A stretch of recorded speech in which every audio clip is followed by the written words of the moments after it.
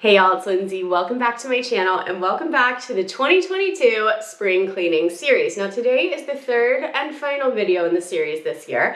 If you've been with us so far, then you've seen us talk about tips that could make your spring cleaning more simple and enjoyable. We've talked about having the right tools for the job.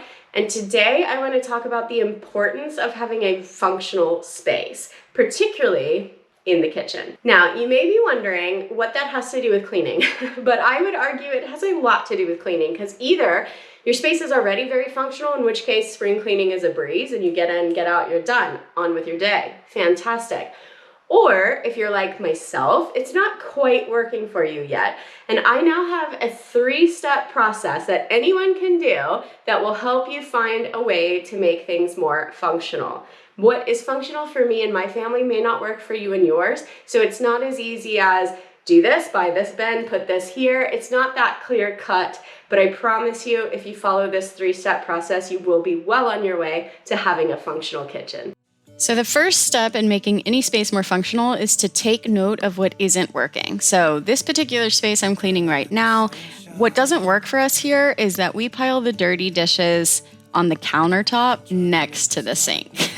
Why do we do that? Well, you can see we don't have a very deep sink and it does have 2 sides. So one side's got the garbage disposal and the other side just has the drain. But I'm very, very adamant about when I'm cooking or just generally living in the kitchen, I want to have the sink accessible and functional. So I want to be able to just rinse dishes and throw them in the dishwasher, or I want to be able to use the garbage disposal or wash my hands or wash a cutting board that I just chopped meat on, all of that sort of stuff. And you can't do that when there are dirty dishes in the sink. So we have been piling them on the counter. However, when you pile dirty dishes on the counter, oh my gosh, will that trigger your anxiety if you are somebody who doesn't like a cluttered house. It is horrible. You have to really, really stay on top of it, which we are not fantastic at doing. So I don't know what the answer is. I think maybe we'll just try piling them on one side of the sink, the side that doesn't have the garbage disposal, and then once that's full, hand wash them. It's kind of almost like a built-in container. I don't know. We'll see how it goes. But that's definitely what's not working for us.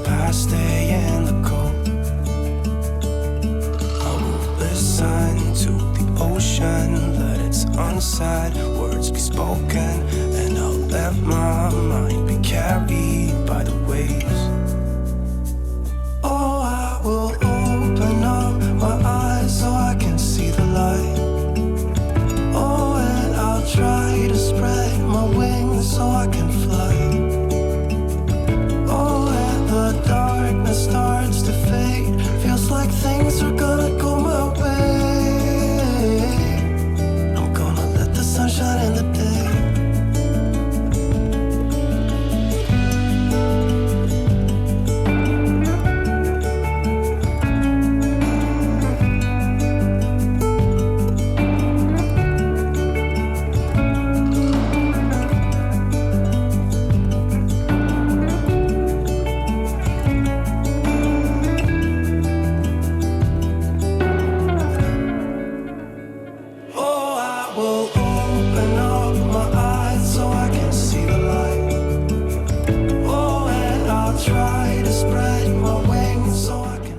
The second part of my 3-step process to making your kitchen more functional, or any room for that matter, after you figure out what is and isn't working, you want to simplify the space.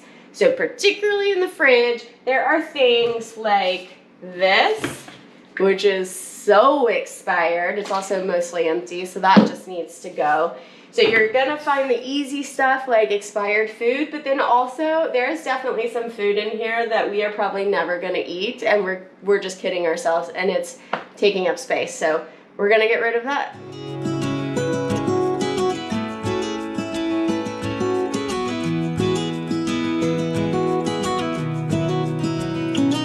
So I want to circle around to step 1 of the process again, just for the fridge area. So let me talk about what wasn't working for us.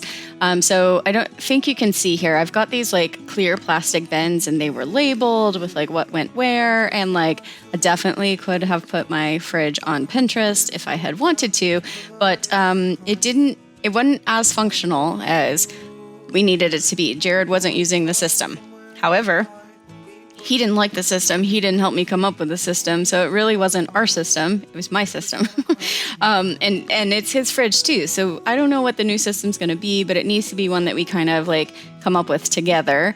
And the other thing we found is that the bins took up a whole lot of space. And therefore, like when we went bulk shopping, like at Costco or something like that, there just wasn't a lot of space to put things. So it didn't work. We did have some things that did work really well, though, that I want to make sure we keep in whatever our new system ends up being. Food waste was way down. Like we had so much less food waste, namely because I had a bin that was like, it just said eat now. And that was like things that were about to expire. And that was basically, I'd pull that out when I was meal planning every week and figure out what we were going to eat with that stuff. And that worked well. And then we didn't have like unforgotten things in the back of the fridge that just went moldy. Not as much anyways. Every now and then you'd have a leftover container of like sauce or something that got pushed back there. But for the most part, we were pretty good on that.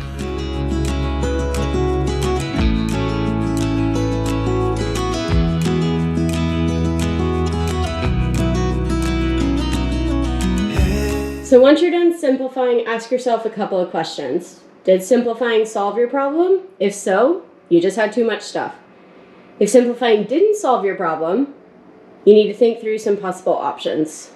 So the third area in my kitchen that I can never keep straight and functional is my pantry. Now, let's just chat about this for a second because this level looks, dare I say it, Pinterest worthy. I mean, things could be a little straighter, but like, oh, that's nitpicky, right? Even this looks decent. I mean, we've got some things that need to be like put up, but still looks decent. This looks nice, same thing. This needs to be put up, but like it looks nice, right? You would think I'm on top of my pantry game. Oh no, I'm not, because step number 1, what isn't working in our pantry, right down here where we just sort of throw things in because we don't know where to put them and because we have too much stuff. Step number 2, simplify, which I'm going to do in a moment. Step number 3 is build in a buffer. Why this like horrible area? Let me come down here so you can see it again because, you know, memorable. The reason that this area got as bad as it did is because when I organized my Pinterest-worthy pantry, say that 3 times fast, my Pinterest-worthy pantry, I forgot to build in a buffer, basically. So when we have extra coffee that we didn't have when I was organizing it, what do we do with it? I don't know, throw it down here. When there was a canned goods sale and Jared and I both were sick and we needed canned goods, and we got a whole bunch of them that don't fit up there with the other canned goods, what do we do with them? We just dump them down here. So, third tip for any sort of functionality in any room is build in a buffer. Don't assume that what you have today is what you're always going to have. That is the number 1 reason that I think systems fail.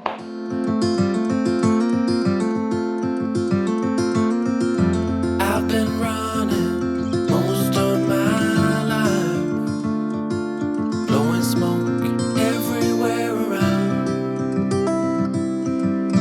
I've been searching, but I can't seem to find someone that can hold me through the night.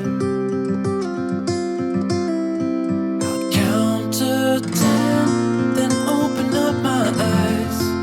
If you're gone, I'll take it as a sign.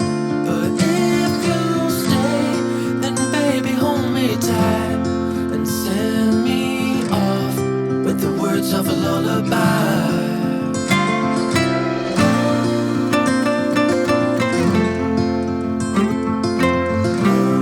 With the words of a lullaby.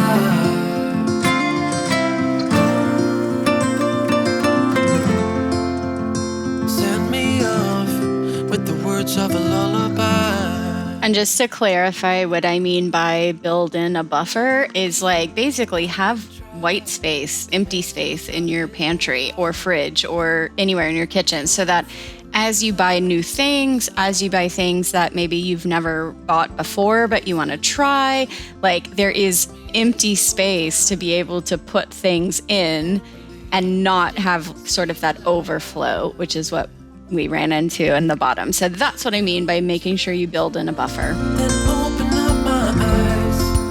If you're gone, I'll take it as a sign.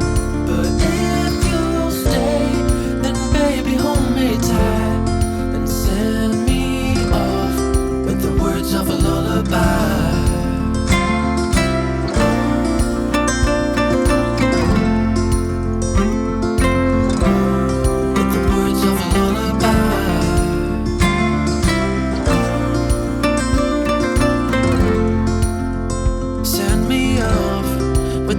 Of a lullaby. If I never see the light, I wouldn't care, 'cause I'm so perfect right here. If I never see the light, I wouldn't care, 'cause I'm so perfect right here. I'll count to 10, then open up my eyes. I hope you found my 3-step process for how to start to make your room more functional helpful. I, for one, am the worst at going out and buying bins and putting things together and taking a picture and putting it on Insta or Pinterest or whatever, and not really thinking through the system. And 3 months later, it just isn't working, and that's why my pantry looked the way that it did today. But while I didn't solve that problem today, I still don't have a functional system yet. I do know what is working, I do know what isn't working, and I'm on my way. So hopefully you are too. I will see you next time, and thank you for watching. Bye.